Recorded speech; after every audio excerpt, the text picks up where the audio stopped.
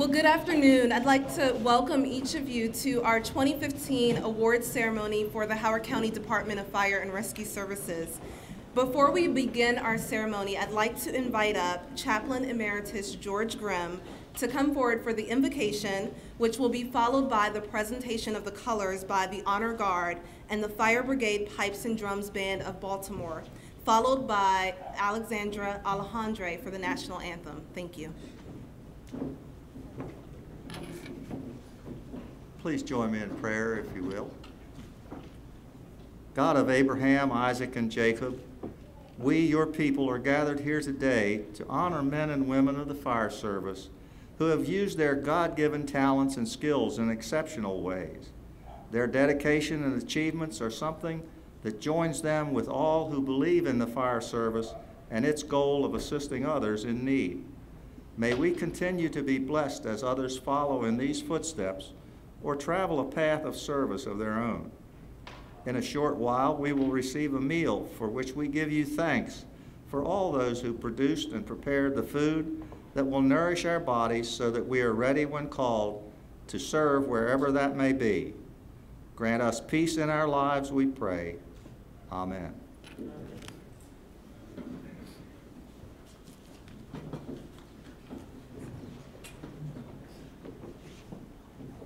Now I invite the Honor Guard to present the colors along with the Fire Brigade Pipes and Drums Band. Please stand. Pipes and drums. Fire command.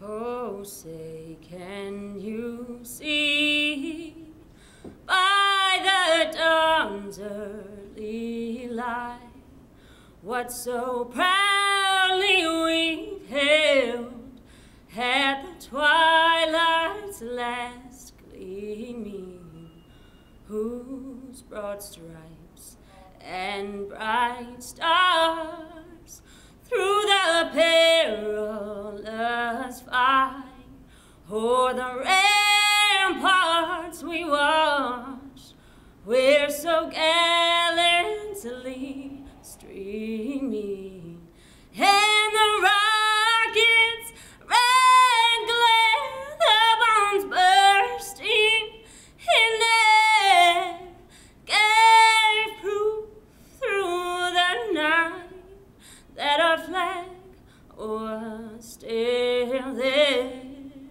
Oh, say does that star-spangled banner yet wave o'er the land of the free and the home of the brave? Order. Who?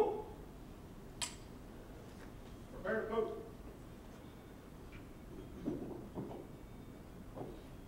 Oh.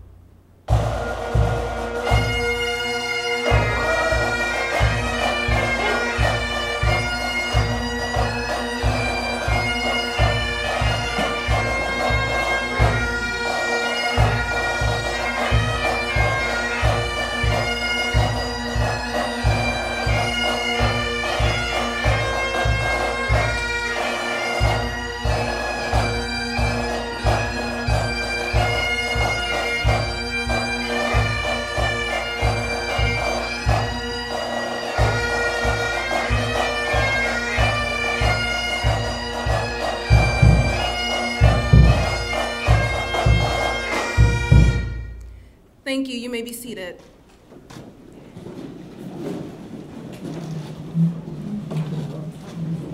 On behalf of County Executive Alan H. Kittleman and the department's Fire Chief, John S. Butler, I'd like to welcome each of you to the 2015 awards ceremony for the department. My name is Jackie Cote, and I'm the Public Information Officer for the department, and we are so very excited that you're here with us today to celebrate and recognize the members for all of their distinguished accomplishments. This is truly a special time of honor, and we look forward to commemorating it together over lunch, as well as really looking back on this past year's accomplishments. Before we begin, I would like to acknowledge many of the special guests that have joined us today. If you could please hold your applause until all have been called, that would be great. So first, we have County Executive Alan H. Kittleman.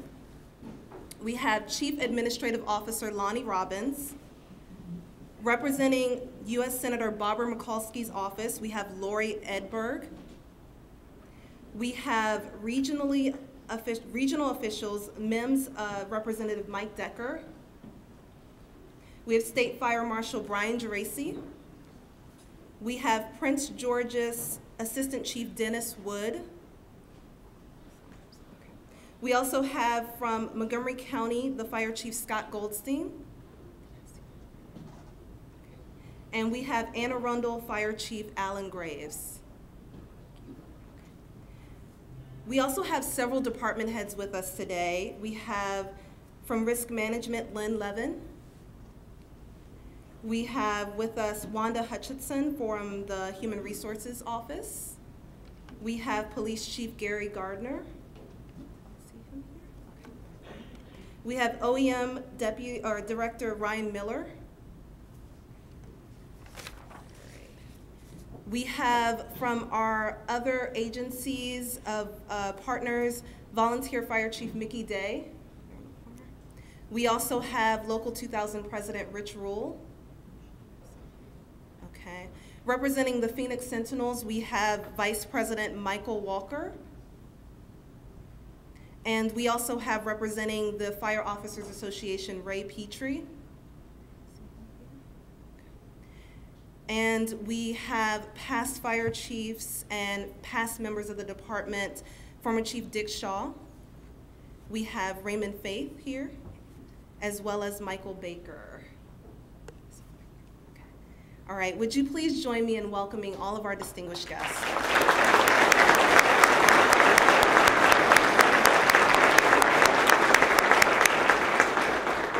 I'd also like to recognize our other members of the department, both presidents, fire chiefs, assistant chiefs, deputy chiefs, and our senior command that is here as well. Okay, before we go on, I do want to mention a few housekeeping items. The first is that the bathrooms are out in the lobby to our right. They're clearly labeled. We also have someone here who is doing interpretation, ASL interpretation, so if you have a need, you can come sit at this table and they will be translating throughout the ceremony. We also have a department photographer here who will be taking photos, and those photos will be available on both Facebook and our intranet after the ceremony. So we want you to be mindful. This is a different setup than past ceremonies. We're asking all awardees to go over to where the black backdrop is to get your photo taken and to collect your award. All right, with that, I would like to ask that County Executive Ken Allman come up for some remarks. Thank you. Hey, Jackie, thank you. Thank you, Jackie. It's great to be here. I just want to tell you how nice it is to be here, how much I appreciate what you do, and I also want you to say thanks. Thank you for your kindness. I've got to go around to a lot of the stations and talk to a lot of folks, and you all have been very kind to me as a new kid around here, and I appreciate that. I also want to congratulate our chief, because I think he does a great job, John Butler, and this is his first ceremony. This is great.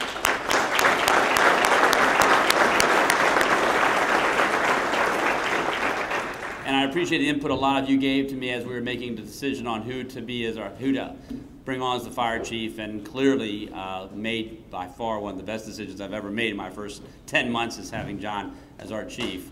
I do see that Delegate Ebersol is here, Eric Ebersol of District 12. Thank you for coming, Eric. Thank you very much.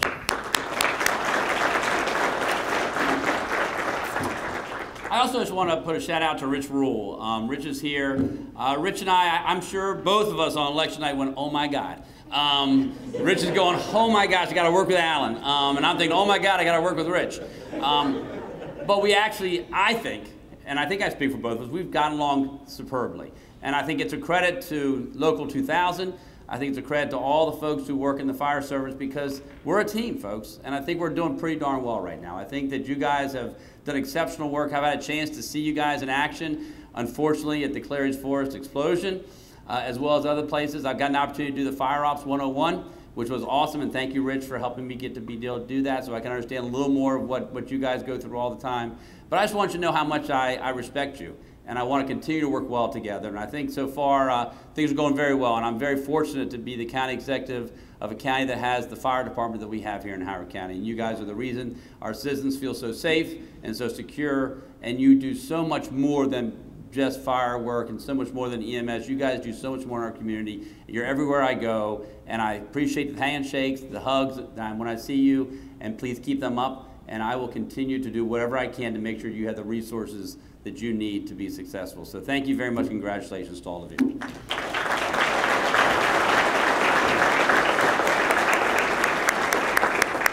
Thank you, County Executive. Next, I'd like to ask our Fire Chief, John Butler, to come forward to make some additional remarks. Thank you.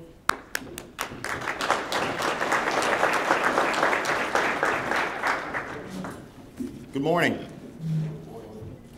So, I think Jackie would be okay if I tell this story. When we were preparing the script and preparing the finer points of today's event, I gave her some feedback. I said, you know, every event, or most events, one name gets messed up. And she said, well, don't worry about it, because all I need is a good night's rest, and everything will turn out fine. So, yeah. Might not have gotten a whole lot of rest with young Nikwe last night. But on a serious note, I do want to thank Jackie, and if I can get the rest of the awards planning committee to stand, I got to give them some attention here. They did such a great job. Sue.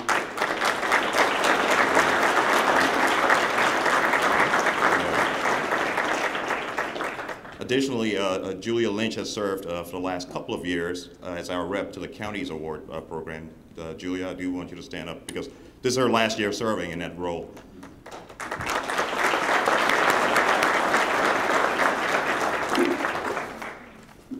So I was a little nervous because we're going to be doing something different. We're not going to do the evening ceremony like we have for quite a while. We're going to try something that I've seen other jurisdictions do, and that have like a lunchtime award ceremony.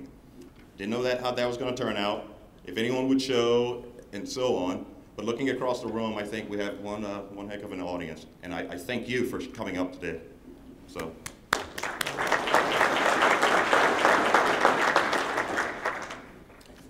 Last but not least, I do want to thank those who assisted us with some sponsoring. This is by far the lower income cost that we've ever done one of these events for. We, with compliments to Ten Oaks Ballroom, the Zephyr Group, and Gold, Fire Officers Association, we had a lot of contributors to help keep the cost down. I am boastful for what we're paying to do what we're doing today. It is amazing on what you can do when you squeeze the lemon and get a little more juice out of it. So thank you for all who helped us and contributed.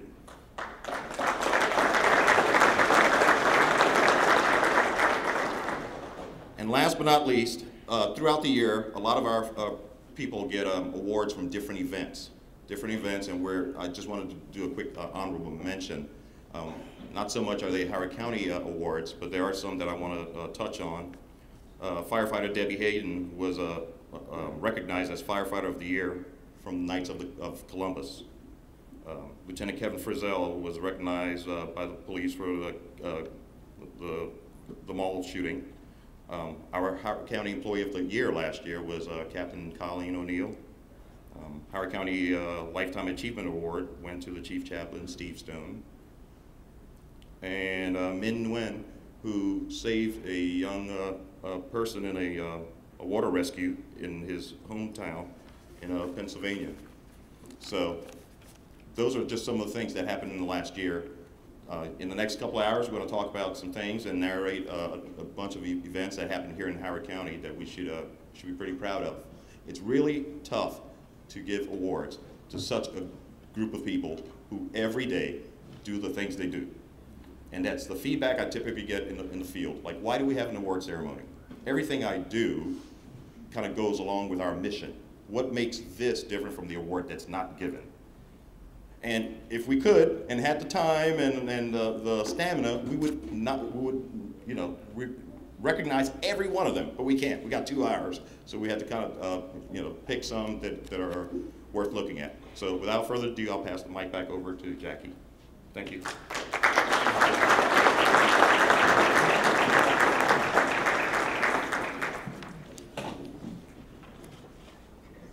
So I want to thank Chief Butler and Executive Kittleman. I also want to take a moment to pay tribute to all of our retirees. So this ceremony actually spans from January 1st, 2014, all the way up until June 30th. We normally have it on an annual basis, but this year we've moved the ceremony around to be on a fiscal year basis to match the county's award ceremony. So with that, I'd like to recognize all of those who have retired over this past year especially. First is Captain Robert Fogel, and if you're in the audience, you can please come up to accept your retiree badge. So we have Captain Robert Fogel, we have Lieutenant Joan Laboito, we have Master Firefighter Vicky Joyner, Master Firefighter HVO John Orth, Firefighter Damian Francis, Firefighter Teresa Romaine, and we also have Arson Dog Horton. So we'd like to honor all of our retirees this year.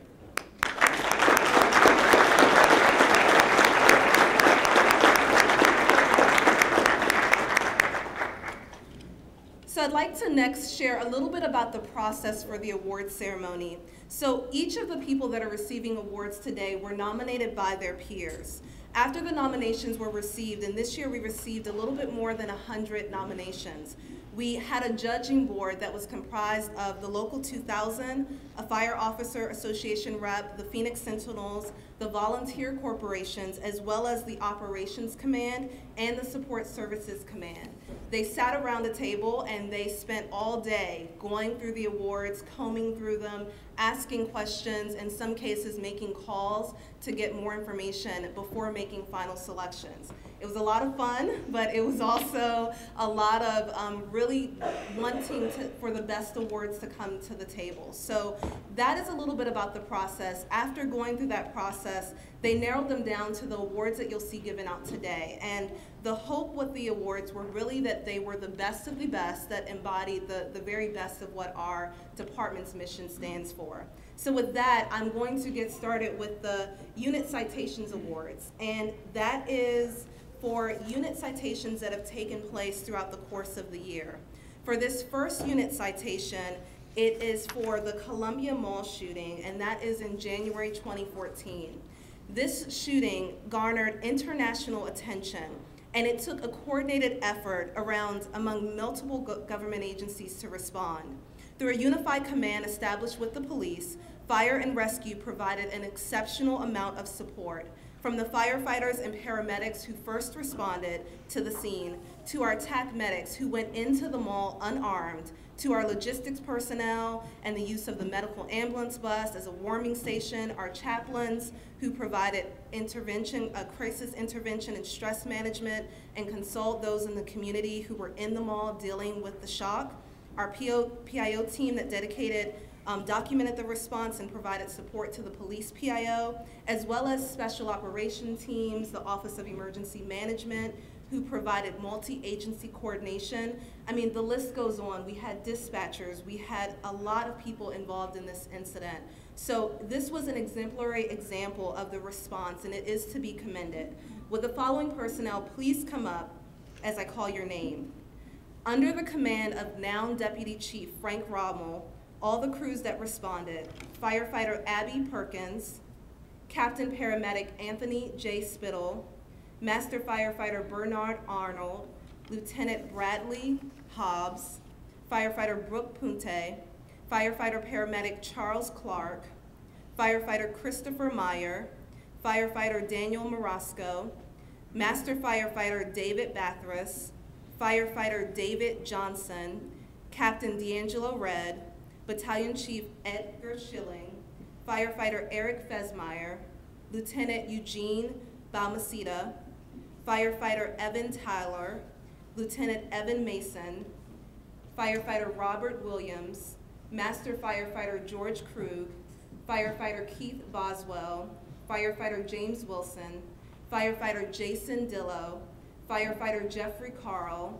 firefighter Jeremy Ninemiller, firefighter Jeremy Kuno, firefighter John Steinhilber, Captain Paramedic John Bresnick, firefighter John Colony, Lieutenant and now soon to be promoted Captain John Zauer,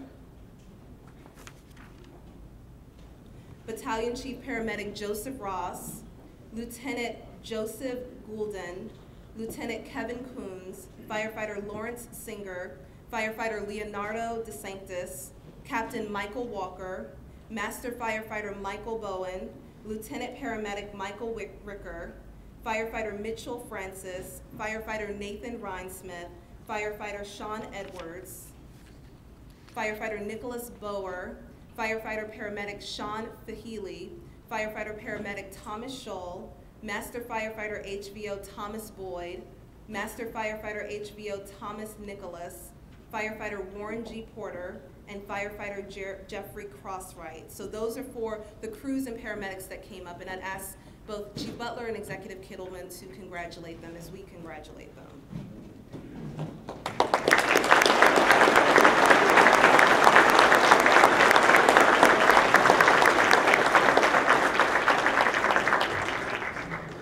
For this next batch of personnel, and again, this was a huge event. I actually sat with Chief Rommel and we went through the incident call to really narrow it down to the people who had a role in this incident. So for this next batch of personnel, these were personnel that had special assignments that day in some form or some capacity.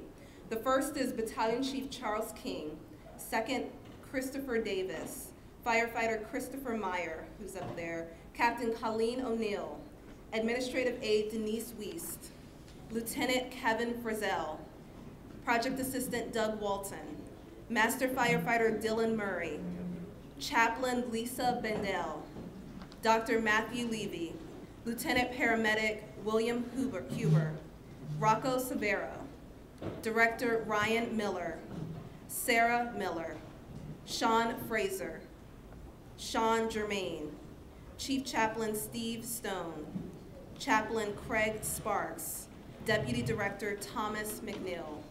So we'd like to congratulate these personnel for their special assignments.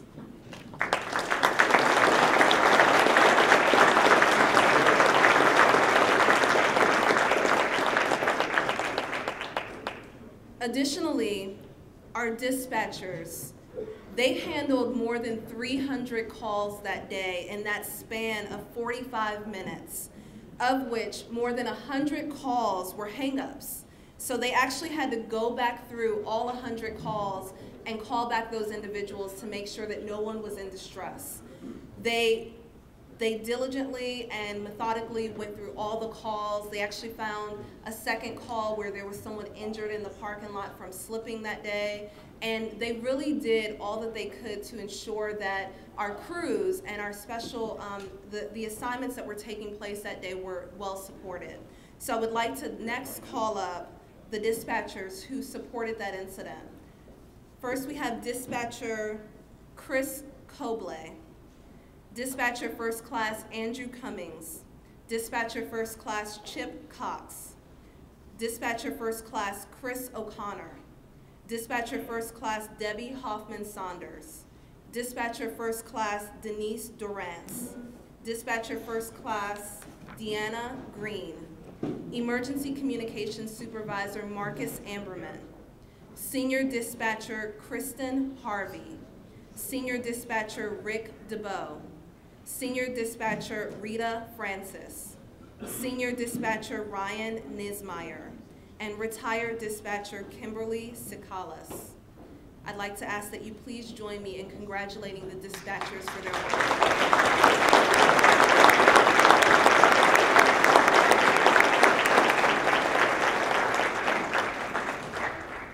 And in order to better manage the flow as you come up to the stage to get your award, we'd like to have you come up on this side so that you're coming around this way, and then you can exit going toward the right, so that may help the flow a little bit better. Okay. This next unit citation also garnered international coverage. When you turned on the news, at the peak of the response, there was a Howard County ambulance being damaged by protesters. The Baltimore City unrest this past April required significant Howard County support. The following crews and personnel are being commended for their response at the height of the unrest. The following personnel represent those who responded in coordination with the Office of Emergency Management, as well as our Regional Incident Management Team and mutual aid requests. Administrative Analyst Michael Henson, Assistant Chief Daniel Merson, Battalion Chief Edgar Schilling, Battalion Chief Jose Sanchez, Battalion Chief Robert Utz, Battalion Chief Duane Abbott, Captain John Merson, Captain Michael Buckley, Deputy Director Thomas O'Neill, Firefighter Aaron Sollers, Firefighter Barton Albrecht, Firefighter Brian Egan, Firefighter Christopher Meyer, Firefighter Curtis Pfeffer, Firefighter Evan Tyler, Firefighter Jason Shanley, Firefighter Justin Savage, Firefighter Long Nugent, Firefighter Mark Taka, Firefighter Michael Shinsky, Firefighter Ryan King, Firefighter Warren Carter, Firefighter Anthony Martin, Firefighter EMTI Keegan Tazaki,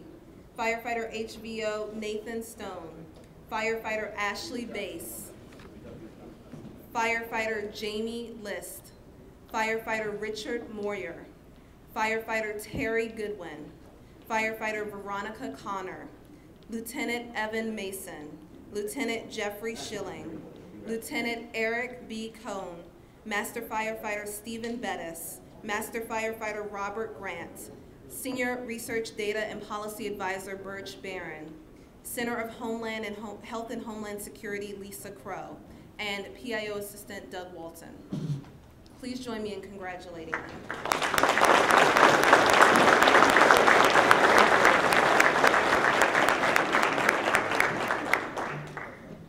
So these are the bigger awards, which is why we're getting them out of the way before lunch. Okay, this next unit citation is for the response to the Interstate 95 northbound Route 32 accident back in December. We commend the following personnel: Battalion Chief John Bean, Captain Stanley Wurzberger, Captain William Rozier, Captain Paramedic Michael Buckley, Captain Paramedic Michael Sharp, Captain Paramedic Thomas Norman, Dr. Matthew Levy, Firefighter Deborah Hayden, Firefighter George Mazinet, Firefighter Jason Shanley, Firefighter Kevin Panazzari, Firefighter Matthew Golensky, Firefighter Ricardo Trujillo Vasquez, Captain David Broski, Firefighter George Harmon, Firefighter Jonathan Day, Firefighter Norman Wines, Firefighter Nathan Stone, Firefighter Ashley Weber, Lieutenant Henry Barrow, Lieutenant Paramedic Daniel Dushenko, Master Firefighter Richard Blankenship, and Master Firefighter Verdonk, Paul Hahn, and Timothy Daly. Please join me in congratulating them.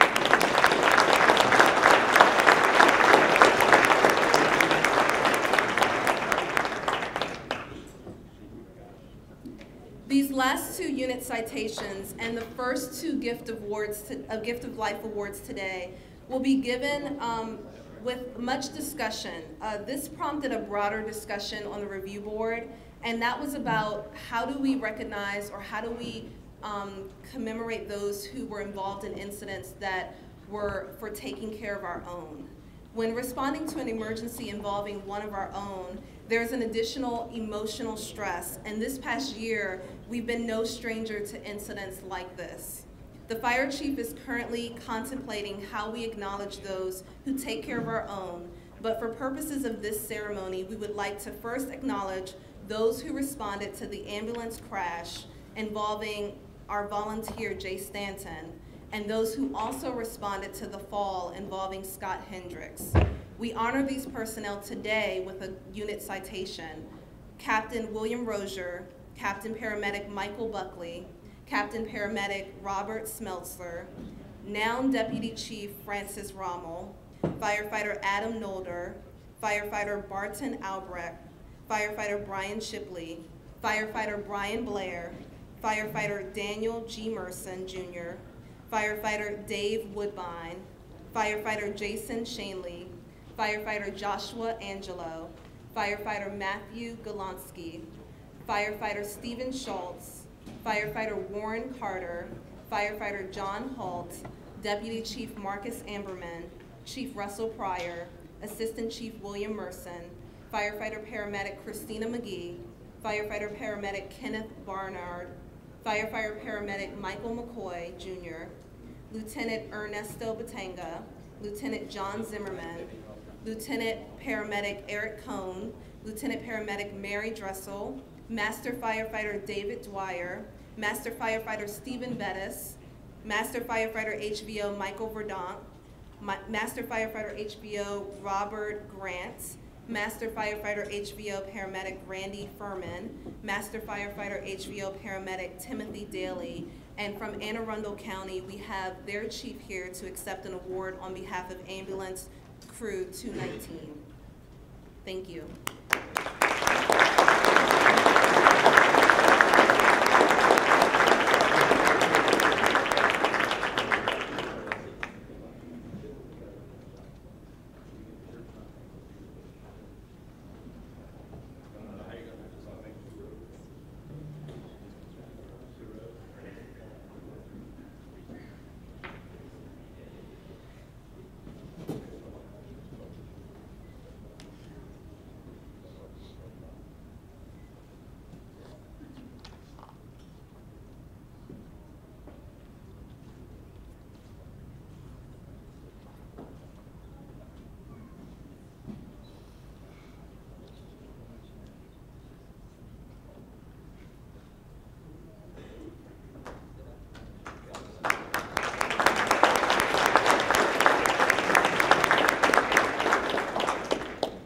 For this next incident, the Scott Hendricks incident, we'd like to recognize Firefighter Charles LaGrave, Firefighter Jessica Brach, Firefighter Kalina Nolan, Firefighter Alec Hardesty, Lieutenant Jeffrey Carter, Master Firefighter Wendy McCord, Sergeant George Clayton, Captain Michael Tremper, Captain Paramedic Dave O'Neill, Captain Paramedic John Bresnick, Firefighter Thomas Nelson, and Master Firefighter HVO Thomas Boyd. And that is for the response to the Scott Hendricks incident.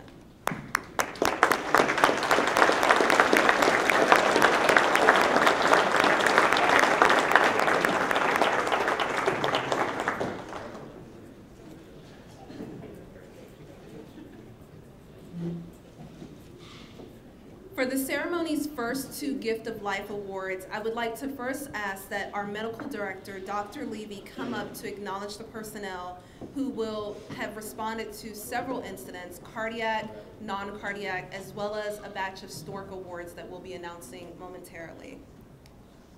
The first awards are for those who responded to Jimmy Baker and Jimmy Brothers' emergency. For Jimmy Baker, we'd like to acknowledge Captain Paramedic Ronald Lagana, Firefighter Brian Shipley, Firefighter Robert Plato, Firefighter David Ruffle, Firefighter Paramedic Michael Lynch, and Lieutenant Paramedic Mary Dressel, Molly Dressel.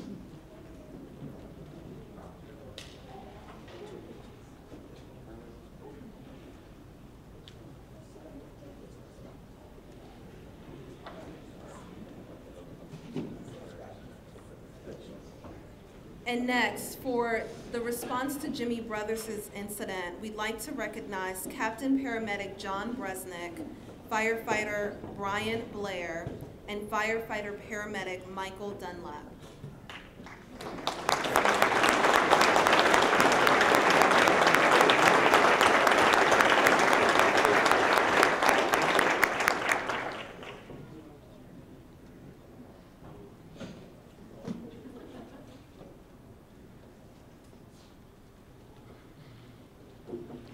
Now, as we continue with the Gift of Life Awards, this next Gift of Life happened last September, just around lunchtime.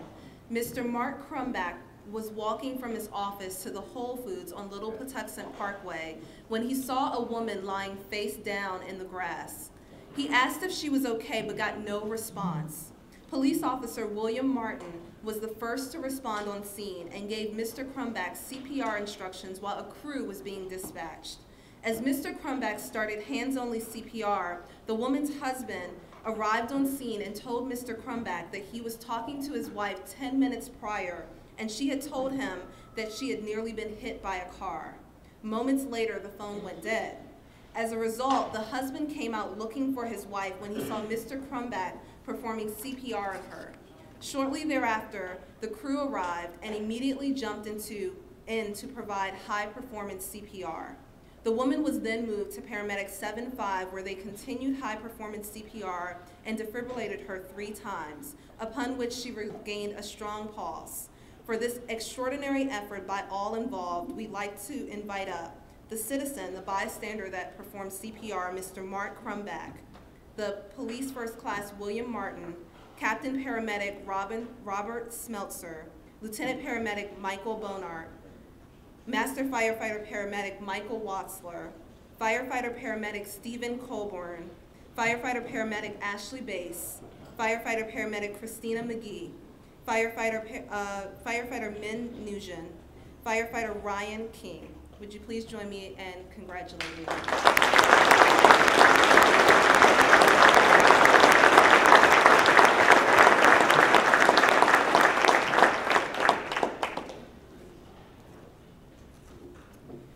This next gift of life happened on an early morning in spring of 2014 when a 70-year-old man was lying in bed and started having a cardiac arrest. His wife woke up to the sound and called 911. Shortly thereafter, crews arrived and began performing CPR. The man was intubated, defibrillated, and given ALS intervention. After a return of spontaneous circulation, a 12 lead was performed in the man's bedroom and hypothermia care was initiated. Crews then contacted Howard County General to provide an overview and activate the STEMI alert for the cath lab team. This man is doing well and has an entire school thankful for the gift of life our crews provided that morning. For the man is a principal of a local high school in Howard County. For providing exceptional care, we salute Captain Paramedic Dale Becker, Lieutenant Paramedic Stacy Rule, Master Firefighter Paramedic John Jacobson, Firefighter Paramedic John Johnston, Firefighter Caitlin Brady, Firefighter Matthew Pollock, Firefighter HVO Paramedic Timothy Hahn, and the principal is Ed Markley. He was not able to be here today.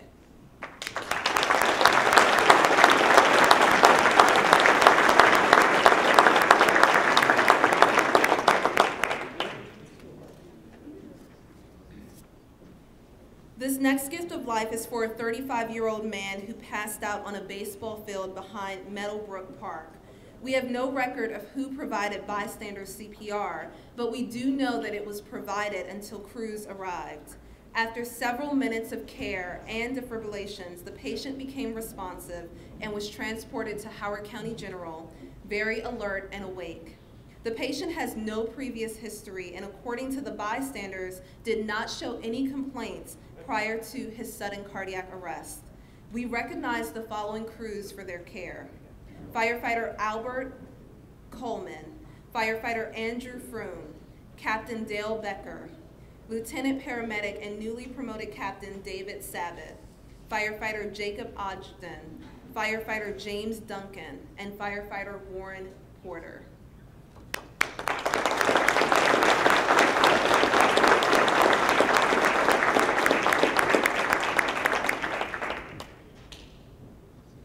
On a spring morning in 2014, in the 5300 block of Red Lake in Columbia, paramedic 9-5 and engine 9-1 were dispatched for an unconscious 25-year-old patient. Dispatchers advised crews that the patient may be in cardiac arrest. Upon arrival, aggressive care was needed to be done with a mix of high-performance CPR and ALS intervention. The highly coordinated actions of all 11 personnel involved resulted in the return of a spontaneous circulation, and the patient was transported to Howard County General. For your life-saving actions, we commend Captain Paramedic Robert Smeltzer, Firefighter Daniel G. Merson Jr., Lieutenant Ernesto Batanga, Firefighter Gordon Fletcher, Firefighter Paramedic Jacob Bowden, Firefighter Joshua Angelo, Firefighter Paramedic Kenneth Barnard, Firefighter Paramedic Michael McCoy, Firefighter Michael Atwell, Firefighter HVO Paramedic Randy Furman, and Captain Paramedic Thomas Norman.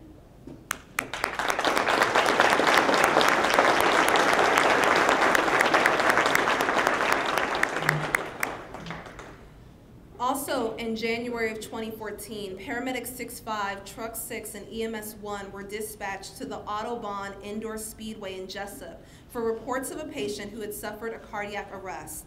Upon our unit's arrival, bystander CPR was being provided to the patient, who was pulseless and not breathing.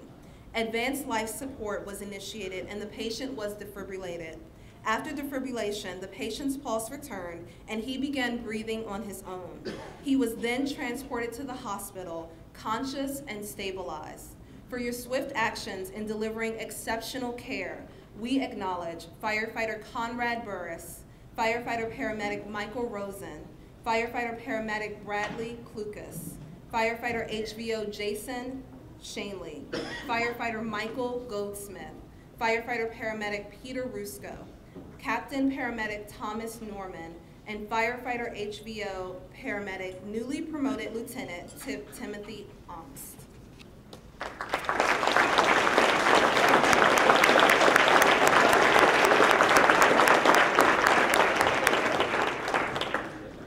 Okay, January was a busy month for our crews. This next one also happened in January.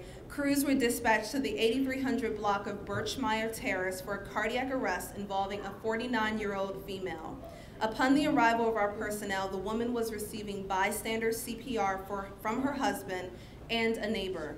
Crews took over, and after 7 minutes of high-performance CPR, 3 defibrillations, and 1 epi, there was a return of spontaneous circulation.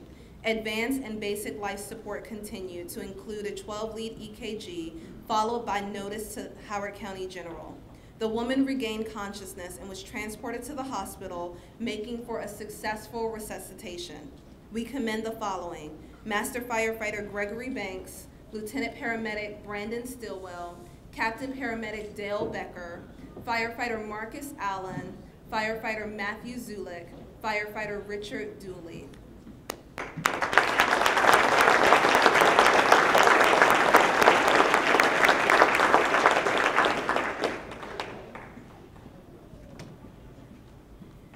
These next set of Gift of Life awards are for non-cardiac incidents that also resulted in the saving of a life. One of the more challenging of responses are drug overdoses. It's a tragic reality, but it is one that our crews encounter. There were 2 responses like that this past year, one in April and another this past summer. Because of the life-saving actions effected by our providers, both individuals survived.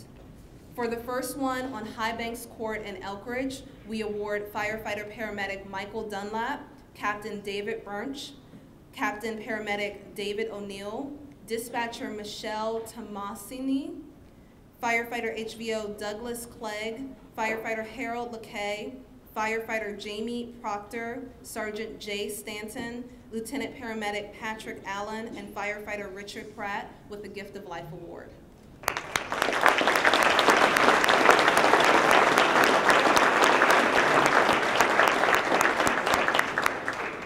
And for the second overdose on Ovacott Avenue, we honor Firefighter Paramedic Rose Smith-Meyer, Firefighter Albert Coleman, Lieutenant Paramedic Brandon Stillwell, Master Firefighter Dylan Murray, Emergency Communications Operator Andrea Irons, Firefighter Richard High, and Lieutenant Paramedic Eric May with the Gift of Life. Please join me in recognizing them.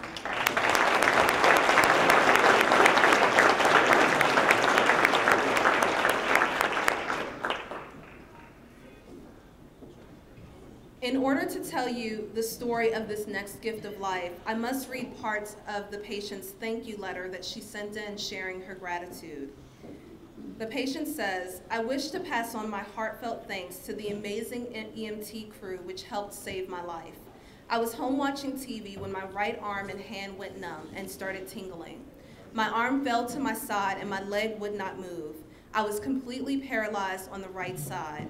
My husband called 911. I was having a severe stroke. The crews arrived within 10 minutes and were calm, professional, fast, and encouraging. Firefighter paramedic Christina McGee quickly assessed me and reminded me we were only minutes away from the hospital. I was focused on Christina's kind face, followed by her instructions, and listened to everything she said. Lieutenant Greg Burns also assisted with the rapid neural assessment. I knew that I was in very good hands. I also want to thank the driver and the crew. The ER was very crowded, but they were there waiting for me. So the happy ending is that I now have a full range of motion on my right side. I can walk, shop, exercise at the gym, and most importantly, can hold and love my 5-month-old grandson.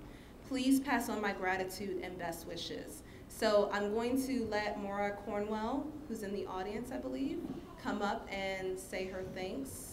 I believe she's here. And then we also have Firefighter Anthony Allen, Firefighter Ryan Noonan, Firefighter Andrew Cook, Firefighter Christina Nicholson, Firefighter Christina McGee, Lieutenant Ernesto Batanga, Lieutenant Paramedic Gregory Burns, and Firefighter Thomas Roth, who are here that, and I see Maura is going to walk around to come up. That letter represents so many other letters and that we don't get in the Department of Crews that have been touched by the work that you do. So I would like to have you join me in applauding them.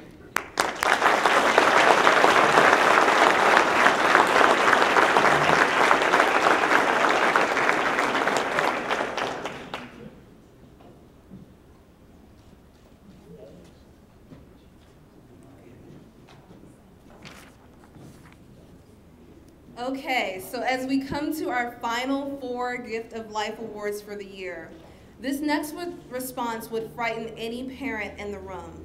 The 911 call came in for an 8-month-old who was choking. Squad 1 and paramedic 9-5 arrived to find a large toy ball lodged in the child's throat. After multiple attempts, the crew was able to get the toy dislodged with forceps. The child began breathing again, was alert and crying, that's a good sign, upon arrival to the hospital. The crew did a remarkable job saving this little baby's life. So today we honor firefighter paramedic Paul Hill, firefighter Christopher Cole, firefighter Curtis Pfeffer, Lieutenant paramedic Eric Cohn, firefighter paramedic Kenneth Bernard, firefighter Michael Atwell. Thank you.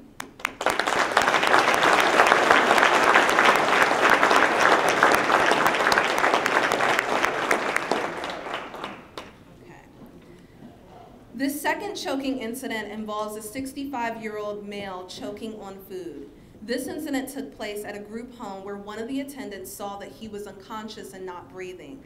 The attendant called 911 and dispatcher Denise Grant instructed the attendant and was able to keep the attendant calm and focused while doing CPR chest compressions. Paramedics arrived less than 5 minutes later and took over patient care. The patient was transported to Howard County General where he regained a return of spontaneous circulation.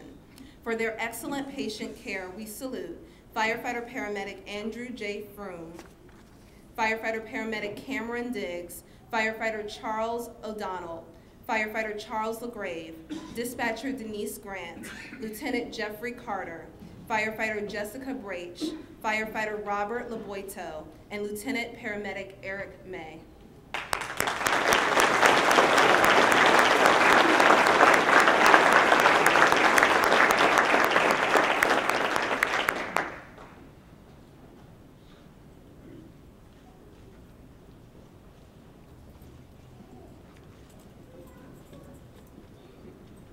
These last two Gift of Life Awards have some unlikely citizens that played an incredible role that resulted in the saving of a life.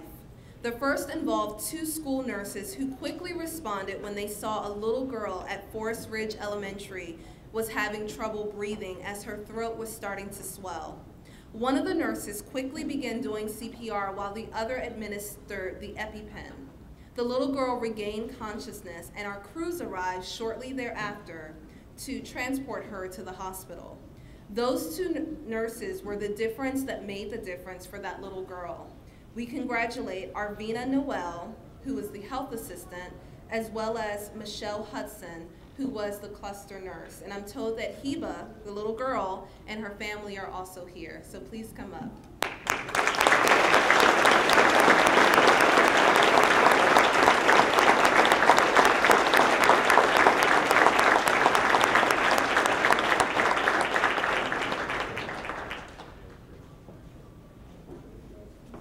And the final Gift of Life Award goes to perhaps one of the youngest Gift of Life awardees yet. Then 7-year-old Alexandra Orange. In March of 2014, Alexandra and her mom were in the car on Sand Hill Road at Frederick Road. Alexandra's mom, Christina, started to have a severe allergic reaction. So Christina took her Benadryl tablet and EpiPen and pulled over to the side of the road. Following what she had been taught, little 7-year-old Alexandra saw her mom in distress and immediately called 911.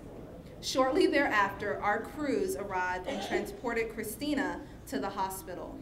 For Alexandra's quick thinking and life-saving actions to ensure that her mom got the help she needed, we honor her today with a Gift of Life Award. Please come up.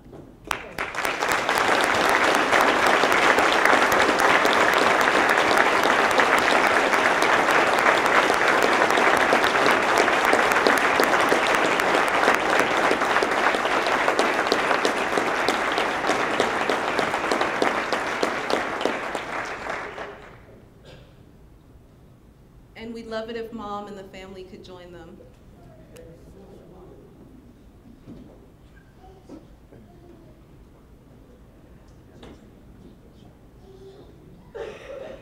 Okay, now I know I'm the only thing standing between you and lunch, so we've saved the cutest awards for last, and those are this year's Stork Awards.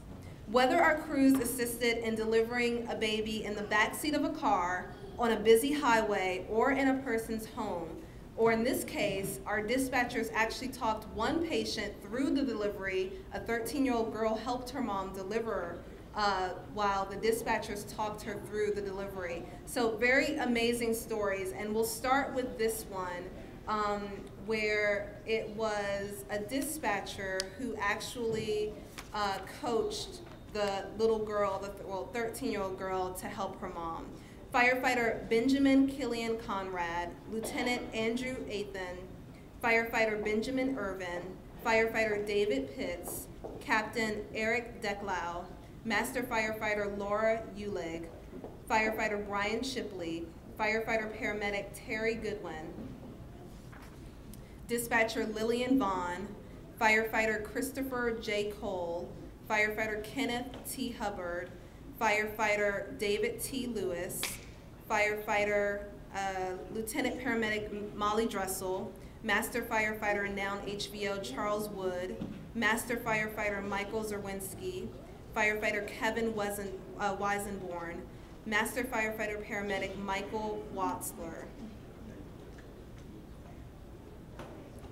And those are for all of the Stork Awards that we have this year, with the exception of one, which I'll tell you about in a moment.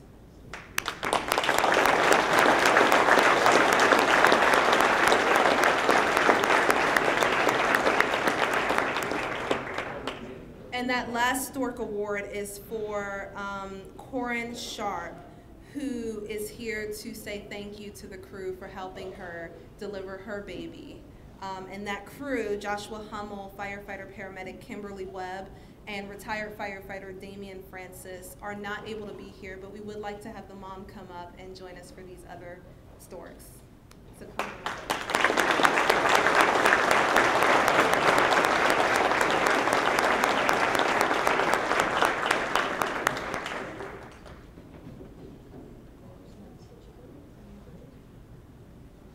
So Chief Butler and Dr. Levy want to say thank you on behalf of the crew. Right. So that concludes the first part of our ceremony. We are now going to take a short break for lunch. Now, as we enter into the second half of the ceremony, I'd like to start with the presentation of the Certificate of Appreciations. I'd like to ask that both County Chief Administrative Officer Lonnie Robbins and Chief Butler join us back up at the board. So this first set of appreciation awards are for several county agencies that have done outstanding work to partner with us on some of the biggest projects this past year. While we would love to show our gratitude for every county agency that helps to make Howard County so incredible, this year we are honoring just a few for key projects that have taken place within the department. Would representatives from the following agencies please come forward? County Fleet, Office of Law, Risk Management, Human Resources, the Facilities Bureau, and the Health Department. We could easily list all the ways in which your agencies have supported us, but for the sake of time, we would simply like to say thank you so much for your continued partnership.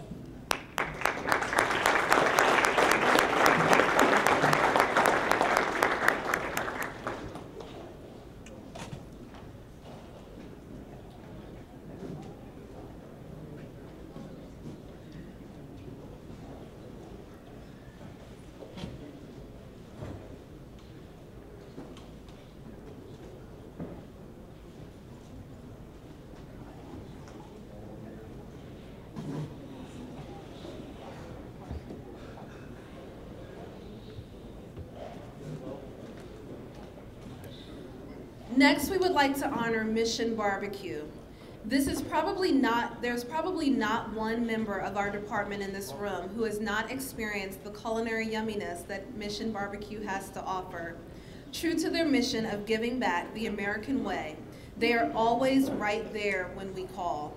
Consistently, without fail, Mission Barbecue travels all over the county, feeding our providers on an ongoing basis. Whether we need them for a meeting, a fundraiser, during tributes, or to sponsor an event. I was even told that they were with the Merson family today, helping to feed the family, and they wholeheartedly say yes. Today we thank them for their excellent service and strong support of our department. Would the Mission Barbecue staff please come up as we express our gratitude.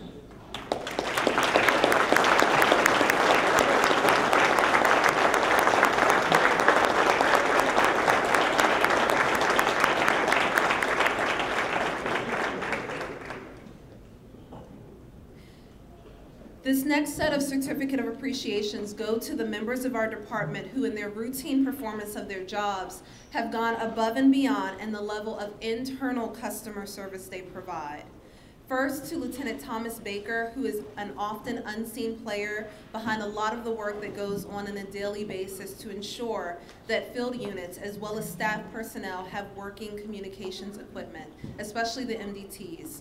With very little IT experience to start, Lieutenant Baker eagerly trained and learned everything from installing modems to wiring antennas to replacing docking stations, assigning IP addresses to machines, and the list goes on.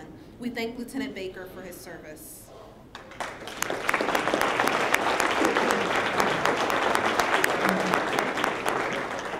This next certificate of appreciation is for exceptional internal customer service to Matthew Saunders.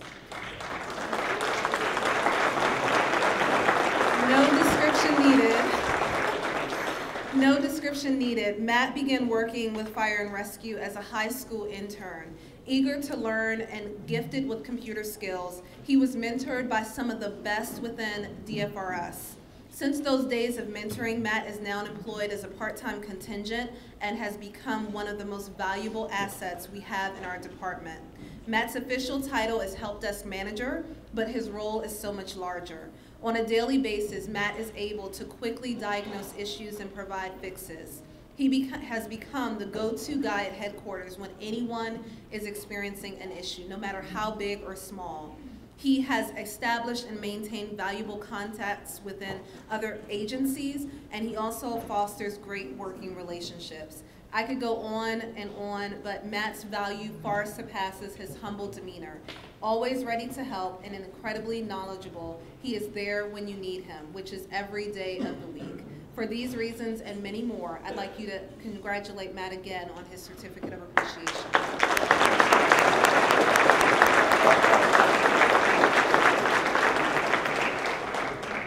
This final Certificate of Appreciation goes to a team that exemplifies everything we hold dear within the department: pride, honor, dignity, and selfless service, the Honor Guard.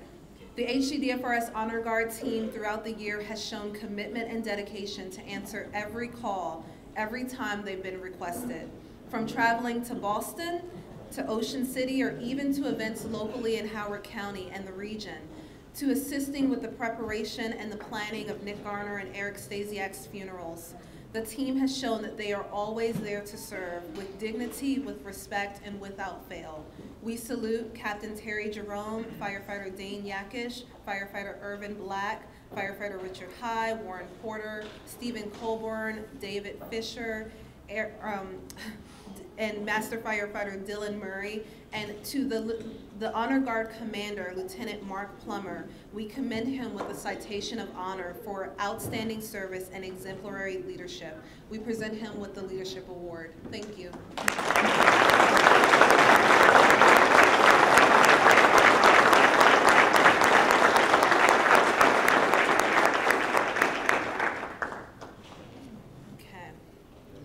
This next group of awards, the Citations of Honor, represent intrinsic qualities that are not necessarily components of what we do, but how we do it. The first set of citations are for community risk reduction.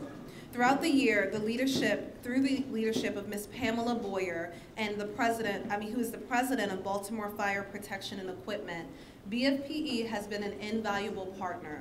Their local general manager, George Hill, has regularly gone above and beyond what is expected in providing training, props, materials, and educational resources for the Office of the Fire Marshal. This has proven to be invaluable in our mission to educate, protect, and serve. This past summer, when a refresher training was needed at their facility, they agreed to do it at no cost to the department. BFPE is providing materials and labor to outfit a sprinkler demonstration burn prop with a home sprinkler system. They've also done that at no charge. The prop and so many other ways that they have been supporting our fire marshal's office with, working with them on the latest commercial cooking fire suppression technology, again at no cost, to being dedicated to the mission of community risk reduction. We would like to honor them today, Ms. Pamela Boyer and George Hill, with a citation of honor for community risk reduction.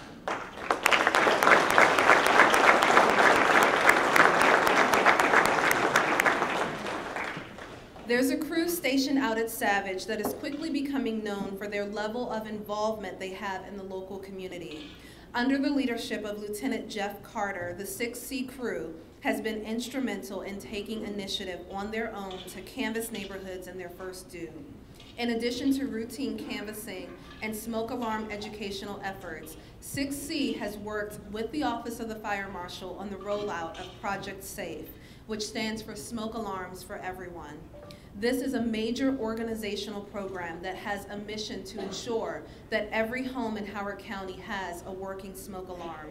For all of their efforts and their commitment to the community, we would like to call up the following members for this citation of honor. Under the leadership of Lieutenant Jeffrey Carter, we'd like to ask him to come up, along with Firefighter Camilla Powell, Firefighter Charles O'Donnell, Firefighter Charles LaGrave, Firefighter Matthew Dutch, Firefighter Robert Laboito, Firefighter Jessica Brach, Firefighter Cameron Diggs, and Master Firefighter HVO Scott Hendricks. Please join me in honoring them.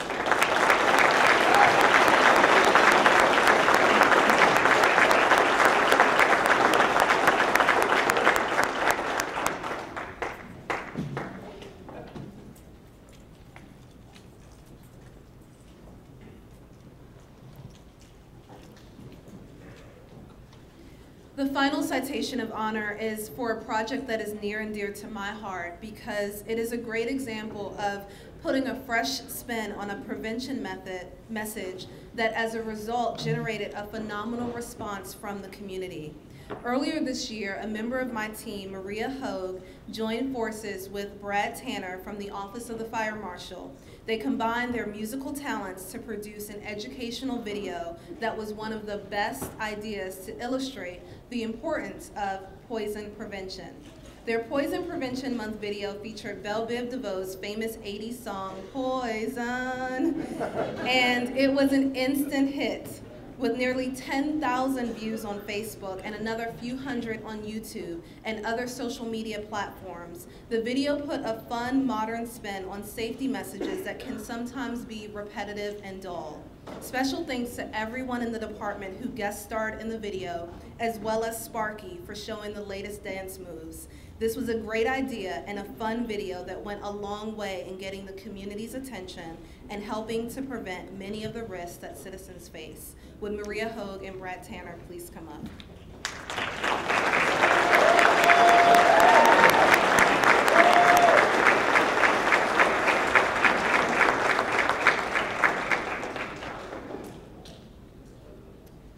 For the first time this year, we are presenting a citation of honor for safety. Assistant Chief Scott Embry, would you please come up, along with Captain Rick Triplett, who came up with an idea that originated in Montgomery County called Wash Your Hood Sundays, in an effort to reduce carcinogens that your body is exposed to in the hours and days after a fire. This Wash Your Hood program is gaining speed nationally, so Scott brought the idea to the Bureau of Occupational Safe and Health Exposures Support Subcommittee, who embraced it. The idea is now being made into a policy and will hopefully go into effect by the end of the year. Cancer is a growing threat to every firefighter. Although awareness is growing, this new safety initiative will go further in preventing firefighter cancer. Thank you, Scott. We honor you with a citation of honor for safety.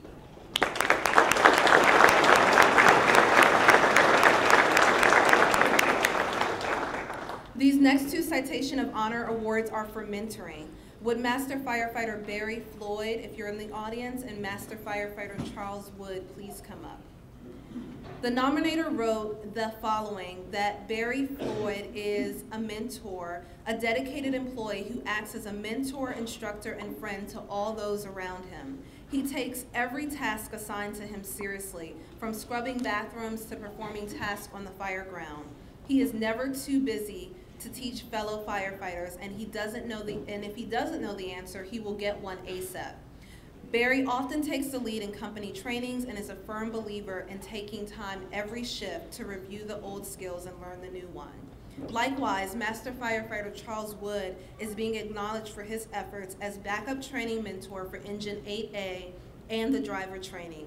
He spent countless hours conducting training evolutions for the shift, but also spent numerous hours leading and training.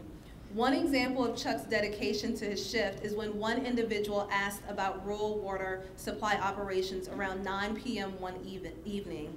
The discussion led to a hands-on operation evolution where the entire shift performed drafting operations from a folding tank for the next hour and a half that night. So for all of your work, Master Firefighter Wood, we acknowledge you with a mentoring award.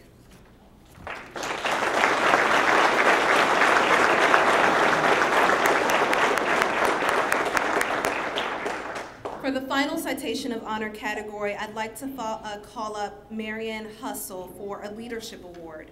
Marianne has worked tirelessly since arriving in the department just 2 years ago.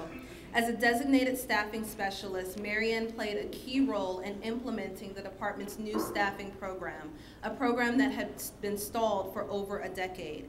Marianne's knowledge of computer programs has allowed her to initiate the telestaff program and work through a myriad of hiring rules that apply to field staffing. The staffing program has a great benefit to the end user, our field personnel. It allows for a very uncomplicated way to request leave, call out sick, and track schedules. And this program is reducing the workload of station officers. Marianne is so committed to the success of the program, as evident by the day the program went live. A glitch in the county network disabled our ability to use the system during the most critical time the program was needed.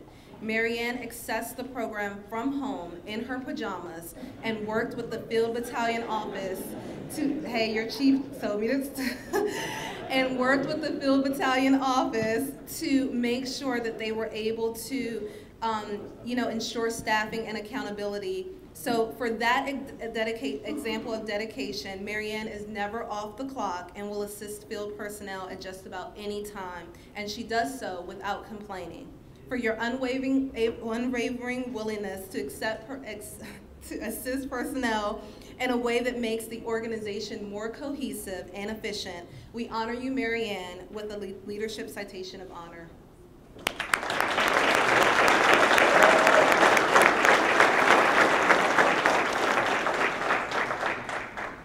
Lieutenant Joshua Burchick is an exceptional officer who constantly shows genuine concern for and commitment to his firefighters and the community. He listens to concerns and always acts as an advocate for us. He has a sincere open door policy, and this is what someone wrote about Lieutenant Burchick.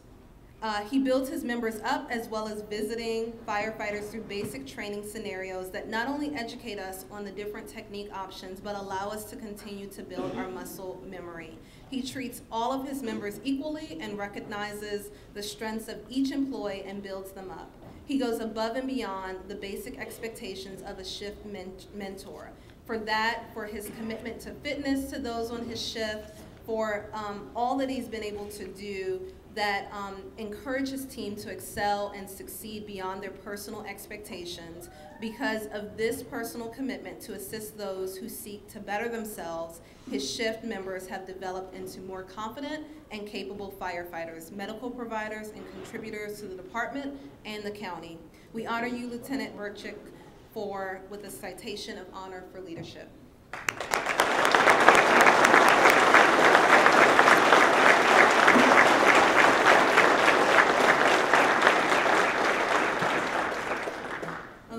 I'd now like to ask that Deputy Chief John Jerome come forward to present this year's Quality of Care Awards and the Meritorious Service Awards. Thank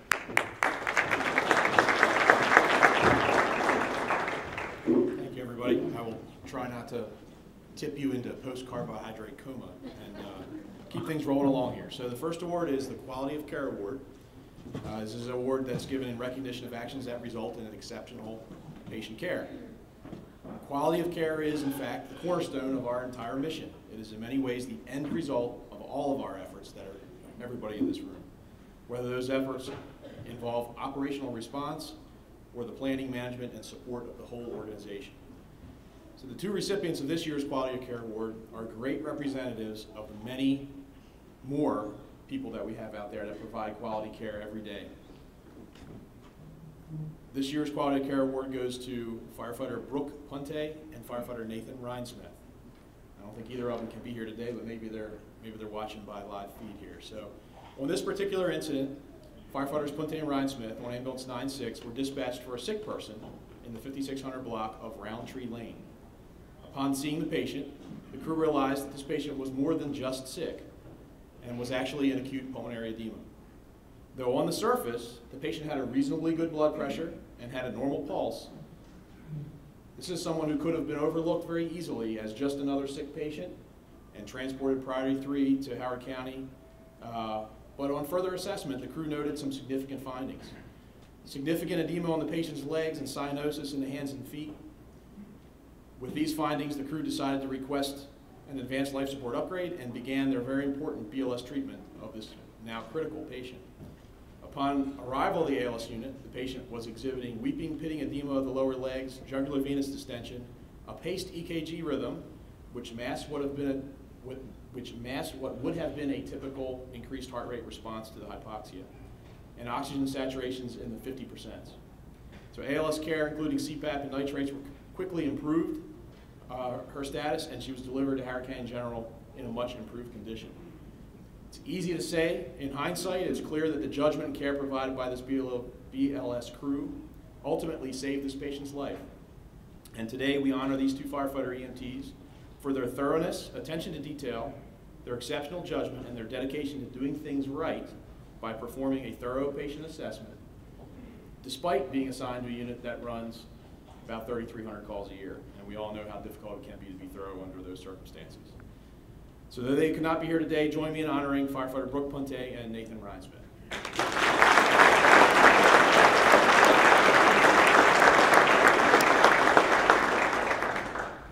So the next 2 awards that I'm going to present are the Meritorious Service Awards. Meritorious Service Award is presented very selectively to someone who distinguishes themselves by demonstrating outstanding and meritorious performance in the course of their duty assignment.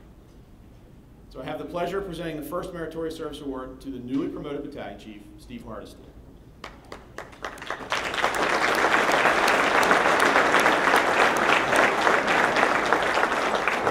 Throughout his career, Steve has been an inspirational leader to all those who cross paths with him.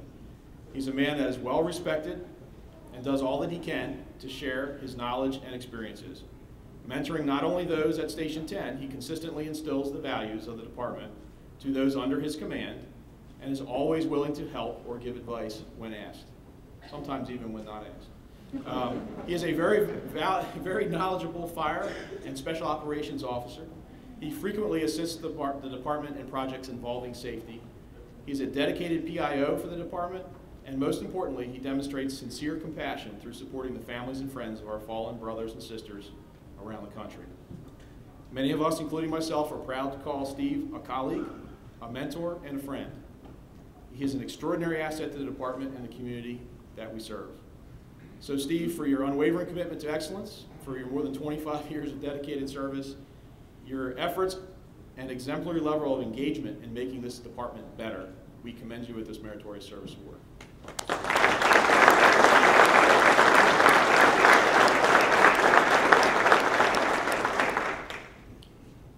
The next Meritorious Service Award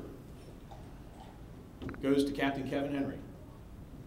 There's probably no field officer within this department that does not have Kevin's cell phone number programmed into his phone. He brings with him a wide range of practical building experience to a position that is vital to the organization. His customer service is selfless. He is always willing to help fix the problem in any way he can. The planning meetings, the late night calls, and punch-out lists never seem to faze him, as he is always prompt and ready to address anything that comes up. He's an exceptional team member, always willing to put others first. He very much understands the importance of our field personnel having clean and functional facilities, and will knock on doors and make phone calls just about any time of the day to get them what they need. Bed bugs, mold, backed up sewers, drooping ceilings, cracking concrete. It's too hot, it's too cold. It's all in a day's work for Kevin and his team. For Kevin, there is not the fanfare of being involved in a major rescue or a big fire, but the people in the stations know and understand and appreciate the extra effort that goes into keeping their facilities well-maintained, functional, and even sometimes enjoyable. For his unwavering commitment, for his can-do attitude and willingness to go above and beyond for the good of the organization, please join me in honoring Captain Kevin Henry with the Meritorious Service.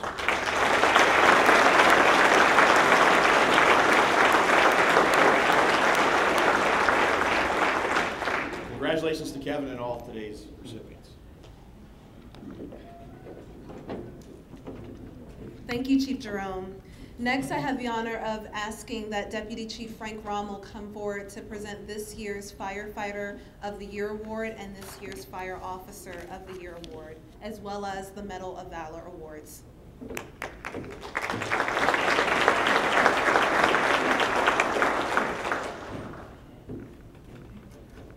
Thank you, Jackie. I'm going to go off script on you. I just happened to meet one of our retirees who just got here.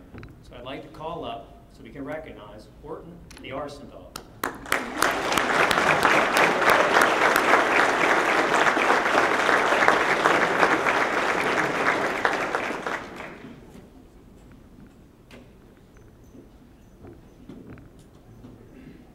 He's retired. It's going to take a while.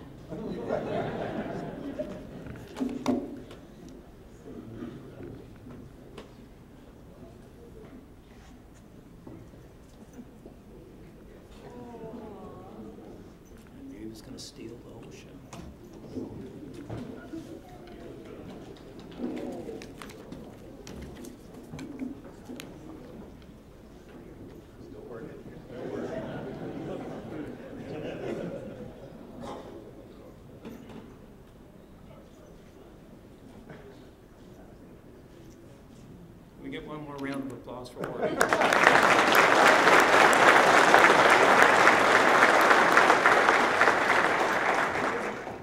Thank you. I'm going to do the first Medal of Valor. During May of 2014, one of our master firefighters and his wife were driving home off duty and noticed a woman climbing the fence on Sand Hill Road at the overpass of I-70. They stopped the car and they approached the young woman as she was swinging her legs, literally swinging her legs over the fence in an effort to jump off of the bridge and commit suicide. With the assistance of his wife, our firefighter was able to climb the fence and pull the woman back over the fence onto Sand Hill Road. For this brave act in rescuing this woman and ultimately saving her life, we commend Master Firefighter Dylan Murray with a Bronze Medal of Valor.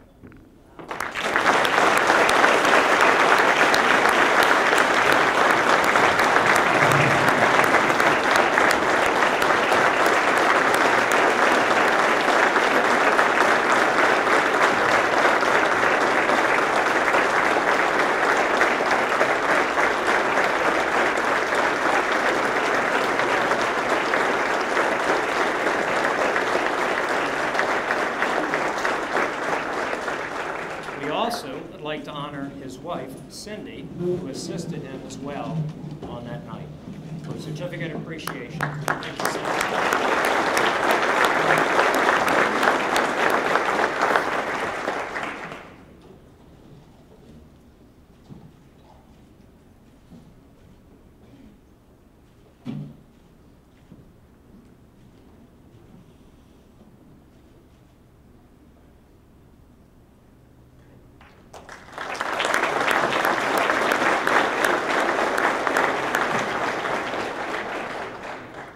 The second Medal of Valor is for the Columbia Mall shooting we told about you earlier. These two Silver Medal of Valor awards are for the two members of our tactical medical team who went into the hot zone, unarmed with the initial police units. For your act of bravery on a great personal risk, we salute Dr. Matthew Levy and Lieutenant Paramedic William Huber with the Medal of Valor.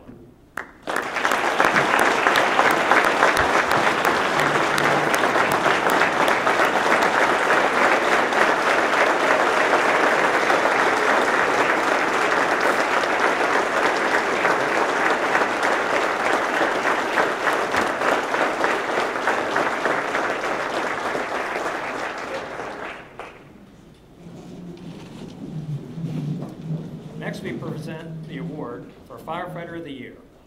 This year's nominees for Firefighter of the Year, please stand in your place when I call your name. Donald Stock, Thomas Boyd, Craig Matthews, Barry Floyd, Steve Colburn, Matthew Grigsby, Rose Smithline, and Michael Dunlap.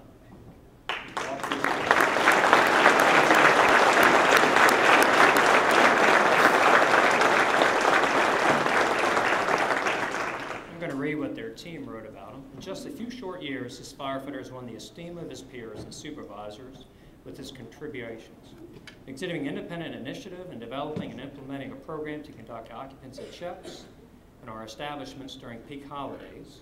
Known for his initiative above and beyond his job duties, his innovative and progressive thinking, and his ability to dutifully follow through, this firefighter is the only firefighter in recent history who has been allowed to function as a fire investigator.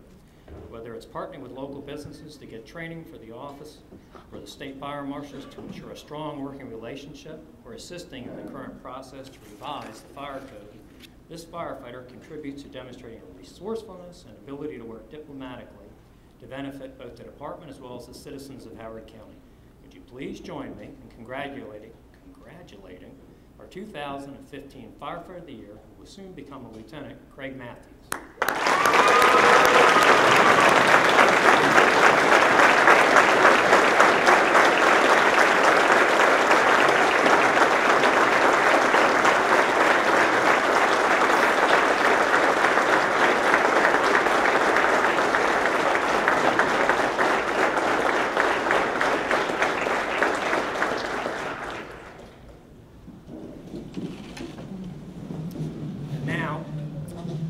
The final award for today, Officer of the Year. In no particular order, this year's nominees for Fire Officer of the Year. And when I call your name, would you please stand? Lieutenant Josh Burchuk, Captain Robert Smeltzer, Captain Stanley Wursberger, Captain Pat Lepore, soon to be promoted Battalion Chief Steve Hardesty, Captain Vince Baker, and soon to be promoted Captain Dave Sapp.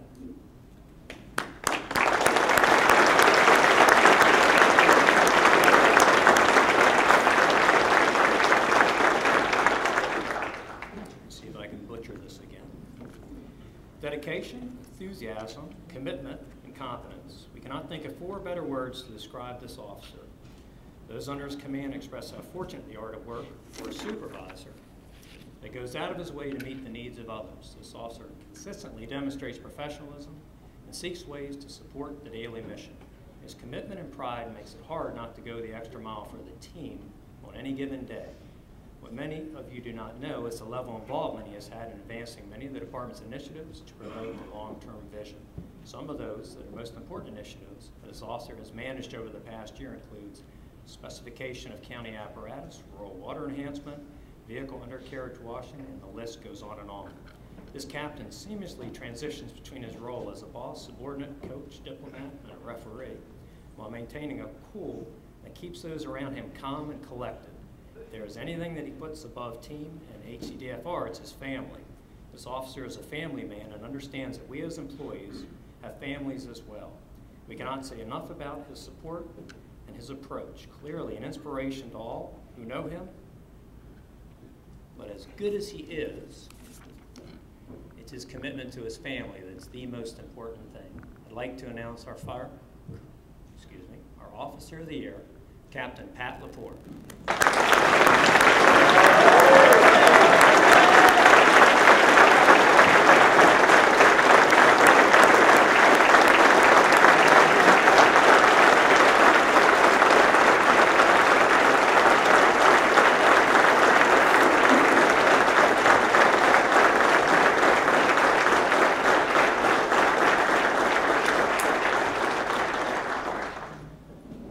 Again, congratulations to Captain Lepore and everyone else who was honored today.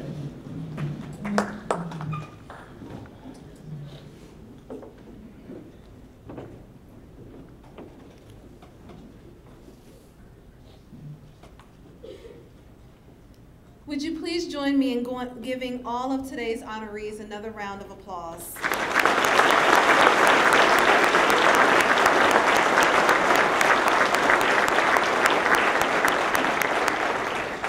Honored guests, we thank you for being here in attendance. We would also ask that you join me in thanking our sponsors, Zephyr & Gold's Catering and Event Planning, the British American Auto Care Incorporated, and the Howard County Professional Fires Association. With that, would you please join me in thanking them?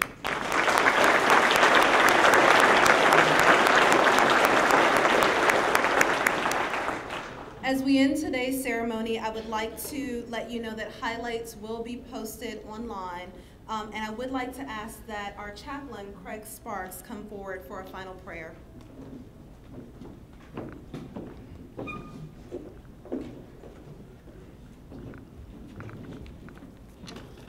Let us pray.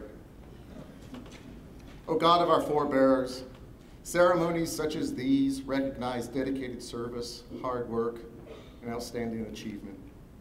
And as we close out this time of celebration, we pause to remember the hard work, determination, persistence, patience, teamwork, selfless leadership, and commitment to excellence that lead to moments like these.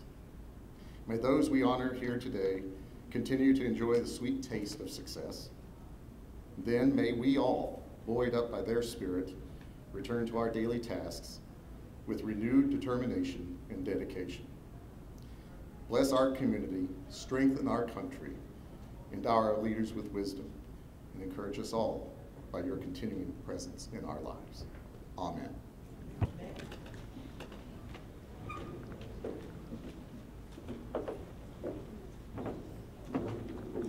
Again, I'd like to thank you for attending today's ceremony, and I would like to encourage you to have a great afternoon. Thank you.